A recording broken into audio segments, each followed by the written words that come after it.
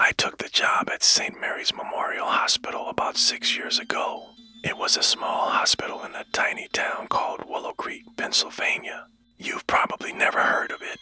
Kind of place where everybody knows everybody, and if you blink driving down Main Street, you'll miss it. I just finished nursing school, and this job was the only one I could find at the time. It wasn't exactly my first choice in old hospital in the middle of nowhere, but the pay was decent, and the night shifts fit with my schedule. Besides, I figured night shifts would be quieter, less chaotic than working days. Boy, was I wrong. From the first night, the hospital had this presence. I know it sounds weird, but if you've ever been in an old hospital after dark, you'll know what I mean. The silence isn't comforting, it's heavy. The hallways feel too long, the shadows too deep. And St. Mary's wasn't just old, it was ancient. Built in the 1940s. It still had these creaky wood floors and flickering fluorescent lights that never quite worked. Right. On my first shift, one of the older nurses, Barb, took me aside. She was in her 50s, sharp as a tack, and didn't strike me as the superstitious type. But she warned me anyway. Just stay away from room 307, she said casually, like she was telling me not to use the broken coffee machine. I laughed. What's wrong with it?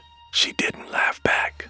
Patients complain about that room, and so do the nurses. Just trust me, it's better if you don't ask too many questions. I thought she was messing with me. Every job has its little initiation pranks, right? But the look in her eyes told me she wasn't joking. First encounter, it wasn't long before I figured out what Barb meant.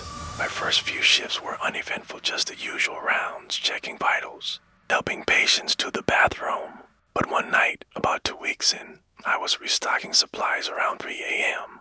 when I heard it, a faint sound coming from the far end of the hallway. It wasn't loud, just soft rhythmic murmuring like someone was whispering under their breath. At first, I thought it was one of the patients, maybe someone having a bad dream or calling out for help. But as I walked toward the sound, I realized it wasn't coming from a patient room, it was coming from room 307. I stopped outside the door, my hand on the knob. The whispers were clearer now, but I couldn't make out the words. They were fast, overlapping, like more than one person was talking at the same time. Finally, I opened the door.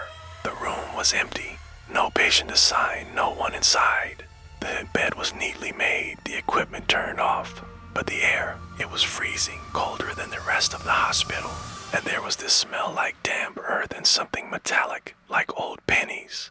I stood there for a minute, my flashlight scanning the room, trying to find a vent or something that could explain the cold. That's when the whispering stopped.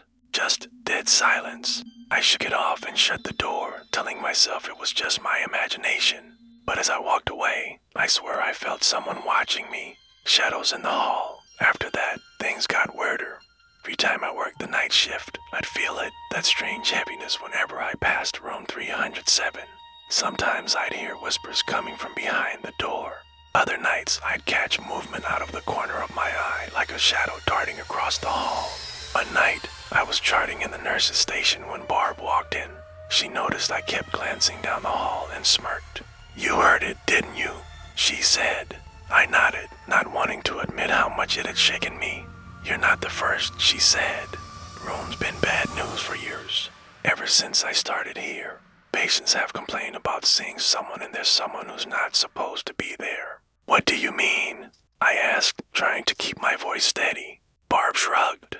"They say they see a man standing in the corner watching them. Sometimes it's a woman, and sometimes it's worse. She just gave me a look and walked away. At night, I made the mistake of walking past 307 again. As I passed the door, I glanced at the small window, and that's when I saw a figure standing in the corner of the room. It was dark, almost like a shadow, but it had a shape. Shoulders, a head, arms. I froze, my heart pounding. I knew the room was empty. I checked the assignment sheet myself. I blinked and the figure was gone. The patient in room 307. A few weeks later, we had a patient admitted to 307. An older man, Mr. Grayson, who was recovering from a minor surgery. I didn't say anything to him about the room. What was I supposed to say? "Hey, by the way, people say this room's haunted." At night, I was on rounds when I heard him screaming. I ran to his room and found him sitting upright in bed, his face pale and drenched in sweat. "What happened?" I asked, trying to calm him down. He pointed to the corner of the room, his hands shaking. There was a man standing right there. He was watching me. I turned and looked. The corner was empty. "It's okay," I said, even though I didn't believe it myself. "You were probably dreaming." But he shook his head. I wasn't asleep. He was there, and he said my name. The rest of the night, Mr. Grayson refused to stay in that room. We moved him to another one, but he checked himself out of the hospital the next morning, saying he'd rather recover at home. The final night, my last encounter with room 307 happened a few months later. I was alone on the floor, the other nurses off handling emergencies. I just finished checking on a patient when I heard it again, the whispers. Only this time, they weren't coming from the room.